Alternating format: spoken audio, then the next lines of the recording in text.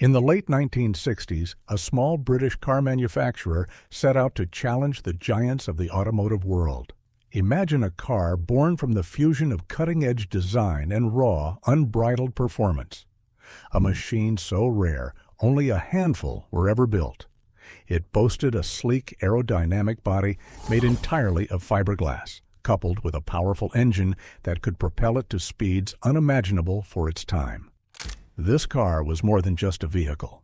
It was a statement of defiance against the norms of the industry. Its legacy lives on through passionate collectors and vintage racers.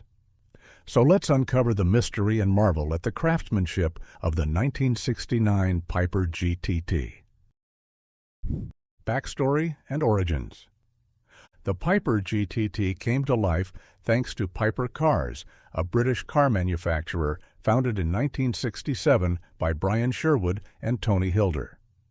Sherwood, with a background in engine tuning, wanted to create affordable, high-performance sports cars. Hilder, a talented designer, shared this vision.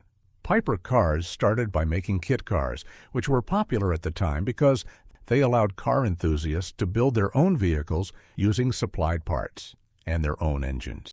This approach kept manufacturing costs low and gave owners a sense of involvement. The company's first major success was the Piper GT, unveiled at the 1967 Racing Car Show.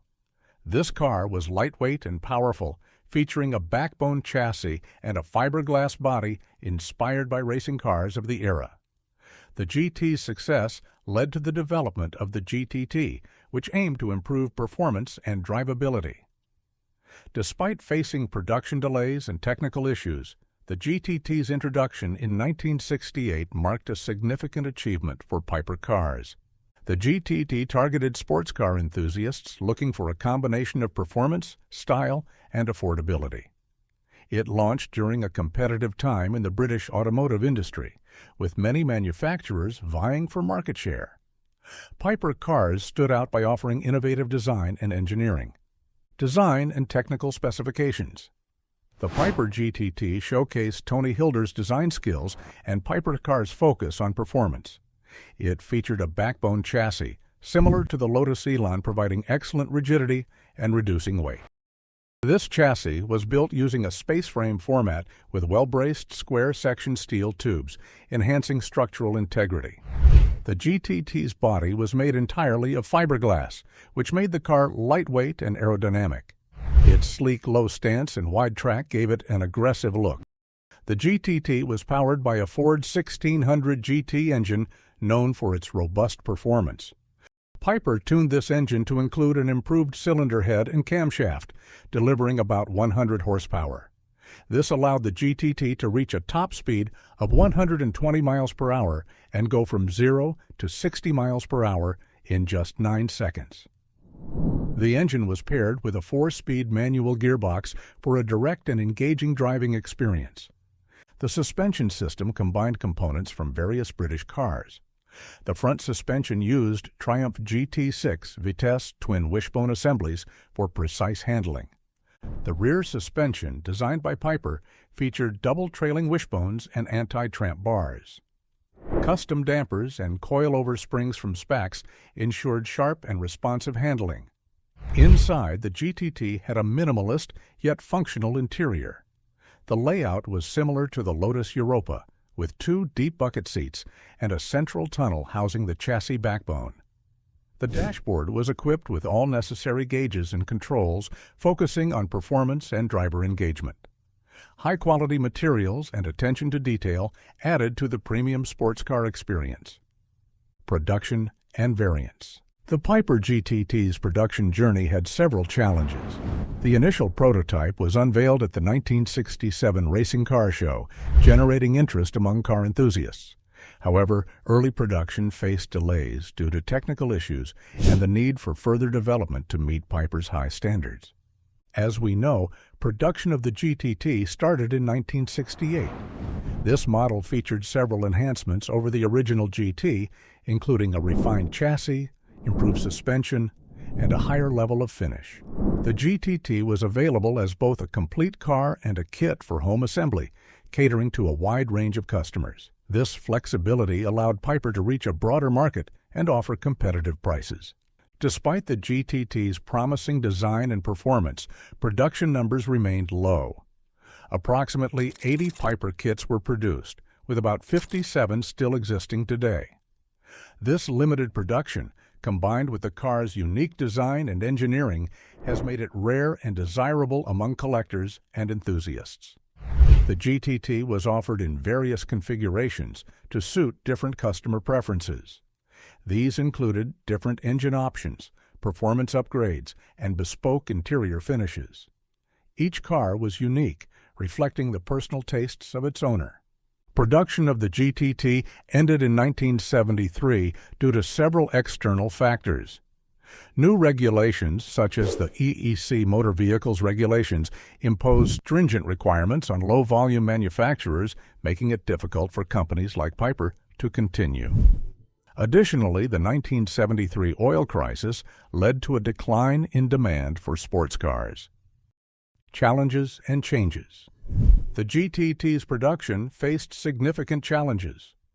One major setback was the death of Brian Sherwood in a car accident in December 1969. This tragic event cast a shadow over the company and threatened its future. After Sherwood's death, Piper Cars faced uncertainty. However, two dedicated employees, Bill Atkinson and Tony Waller, took over and rebranded the company as Embrook Engineering. They shifted their focus from racing cars to improving the GTT and developing new models. Their efforts led to the introduction of the Piper P2 in 1971, a refined version of the GTT with enhancements to the chassis, body, and interior. The P2 had a longer and slightly taller body, providing more interior space and comfort. It also included adjustable pedals, a revised dashboard layout, and other ergonomic improvements to enhance the driving experience. The P2 retained the performance nature of the GTT, but offered a more polished package. These external factors, along with the inherent difficulties of low-volume car manufacturing, led to the end of production in the mid-1970s. However, the legacy of Piper Cars and the GTT lived on, thanks in part to the Piper Sports and Racing Car Club, which supports owners and enthusiasts. Final whereabouts. Now, one notable example is a Piper GTT registered as LBH-8H, which has a well-documented history of ownership and restoration. Originally registered on August 1, 1969, this car passed through several owners, each contributing to its preservation and enhancement. Notably, in 1989, Pat Rowell commissioned a comprehensive restoration, including chassis repairs, updates, and modifications to the rear suspension to P2 specifications.